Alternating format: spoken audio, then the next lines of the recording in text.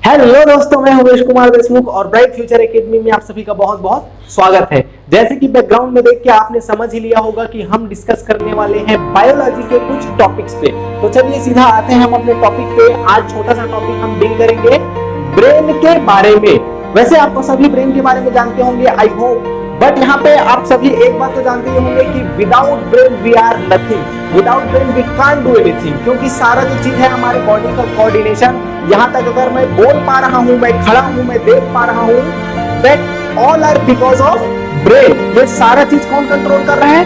Brain control कर रहे हैं। और आप ये भी बात जानते हैं कि ब्रेन के अलग अलग पार्ट्स होते हैं। नॉर्मली आपने सुना होगा कि मेजर अगर हम ब्रेन के पार्ट्स की बात करें तो एक जो है लेफ्ट पार्ट होता है और एक होता है राइट पार्ट। अगर हम ब्रेन की बात करेंगे तो यहाँ पे दिख रहा होगा एक लेफ्ट पार्ट होगा और दूसरा जो है राइट पार्ट होगा।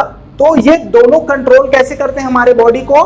अपोजिट होता है इनका, जो एक्टिविटी होता है वो अपोजिट होता है, कंट्रोलिंग कैपेसिटी जो है वो अपोजिट होता है। जैसे कि हमारे ब्रेन का जो लेफ्ट साइड है वो हमारे बॉडी की राइट साइड को कंट्रोल करता है।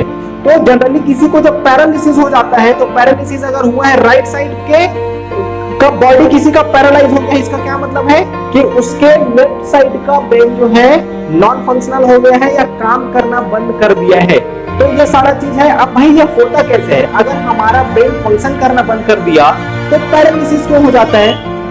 इसको अगर हमको जानना है तो हम यहाँ से देख सकते हैं कि हमारे ब्रेन से बॉडी के डिफरेंट पार्ट्स तक और हमारे बॉडी के डिफरेंट पार्ट से ब्रेन तक जो सिग्नल्स का ट्रांसडक्शन होता है, सिग्नल ट्रांसफर होते हैं, वो होते हैं न्यूरॉन्स के थ्रू। अब ये है कि ब्रेन जो है सिग्नल पास करेगा, उसको लेके कौन जाएगा? भाई न्यूरॉन जाएगा। जैसे कि मुझे किसी इस पेन को मुझे पकड़ना है, अगर मुझे इसको पकड़ना है तो पकड़ने के लिए कौन सिग्नल जनरेट करेगा? हमारा ब्रेन सिग्नल जनरेट करेगा। और जब सिग्नल जनरेट करेगा ब्रेन, उसको लेके न्यूरॉन कहां जाएगा? ब्रेन से सिग्नल जनरेट हुआ तो उसको लेके न्यूरॉन आएगा मेरे हाथ तक। उसके बाद हाथ जो है, मेरा हाथ क्या करेगा? इस पेन को पकड़ेगा। लेकिन क्योंकि यहाँ पे तो जो ब्रेन है जो हाथ को कंट्रोल कर रहा है वही फंक्शन नॉन फंक्शनल हो गया, फंक्शन करना ही बंद कर दिया। तो इसके कारण क्या होगा? ये जो न्यूरॉन है जो सिग्नल पास करता है वो सिग्नल को ले जाएगा ही नहीं हाथ तक, और हमारा हाथ जो है नॉन फंक्शनल हो जाता है। तो अगर हमको पैरालिसिस हुआ है, हमारे बॉडी का कोई पोर्शन जो है काम करना बंद कर दिया है, इसका ये मतलब नहीं है कि उसके लिए रिस्पॉन्सिबल हमारे बॉडी का ऑर्गन है। जैसे हाथ नहीं चल रहा है, पैर नहीं चल रहा है, तो हाथ या पैर नॉन फंक्शनल नहीं हुए हैं, वहां पे डायरेक्टली देखा जाए तो हमारे जो है ब्रेन का पार्ट नॉन फंक्शनल हो गया है, वो हमारे बॉडी को कंट्रोल करना बंद कर दिया है। अगर अब हम कंट्रोलिंग पावर की बात करें तो कंट्रोल कैसे किया जाता होगा? यहाँ पे आप एक चीज देखिए कि मैंने जो न्यूरॉन्स यहाँ पे बना रखे हैं, न्यूरॉन्स का डायरेक्शन अलग अलग मैंने बनाए हैं। तो डायरेक्शन अलग बनाने का कारण क्या होगा?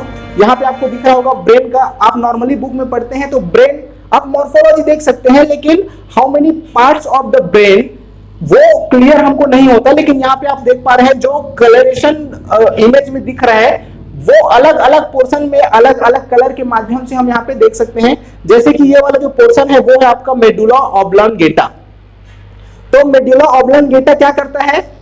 हमारे बॉडी के डिफरेंट रीजन से जो सिग्नल्स आते हैं वो आते हैं भाई कहाँ पे? मेडुला ऑब्लांगेटा में। बॉडी के डिफरेंट रीजन से आता है कहाँ सिग्नल? मेडुला ऑब्लांगेटा में। उसके बाद ये मेडुला ऑब्लांगेटा जो है, यहाँ पे मैं इसको लेबलिंग कर देता हूँ, ये है मेडुला ऑब्लांगेटा। तो बॉडी के डिफरेंट रीजन से जब सिग्नल मेडुला ऑब्लांगेटा में आता है, after that medulla oblongata will be transfer this signal into the brain. मतलब क्या है कि ये मेडुला ऑब्लांगेटा जो भी सिग्नल ऑब्टेन हुआ है उसको कहाँ भेजेगा? ब्रेन में भेजेगा। अब यहाँ पे आता है न्यूरॉन का रोल। अगर बॉडी के डिफरेंट पार्ट से सिग्नल मेडुला ऑब्लांगेटा तक आया है तो कैसे आया होगा? वो आया होगा इस न्यूरॉन के थ्रू। मतलब जब हम डिटेल क्लास में एनालिसिस करेंगे तो इसकी पूरी लेबलिंग हम देखेंगे कि कौन से पार्ट को क्या बोला जाता है। ये है जैसे कि सेल बॉडी, इसको हम क्या बोलते हैं? That is cell body. तो सेल बॉडी की बात करते हैं तो सेल बॉडी हमेशा क्या कर रहा होता है? सिग्नल को ग्रैब करने का काम कर रहा होता है। सिग्नल को एक्सेप्ट कौन करेगा? Cell body. मतलब अगर यहाँ पे आपने हमेशा एक एग्जांपल पढ़ा होगा, पिन चुभा देंगे तो पिन चुभाते हैं तो कौन सिग्नल लेके जाता है? न्यूरॉन सिग्नल लेके जाता है। और न्यूरॉन का ये सेल बॉडी वाला पोर्शन ही कहाँ पे होगा? हमारे टॉप साइड पे होगा। तो सिग्नल का ट्रांसडक्शन कैसे होगा? एक सेल बॉडी से होगा, एक न्यूरॉन से होगा, और दूसरे न्यूरॉन का जो टर्मिनल पोर्शन है वो उसको एक्सेप्ट करेगा। तो यहाँ पे ऐसे आप देख सकते हैं that one is first neuron that is connected to medulla oblongata. यहाँ पे एक न्यूरॉन जो है बॉडी के डिफरेंट पार्ट से सिग्नल को लाता है मेडुला ऑब्लंगेटा में। मेडुला ऑब्लंगेटा से जो दूसरा न्यूरॉन है ये वाला, वो कहाँ पे जुड़ा होता है, ये वाला आपका न्यूरॉन जुड़ा होता है मेडुला ऑब्लंगेटा से ब्रेन में।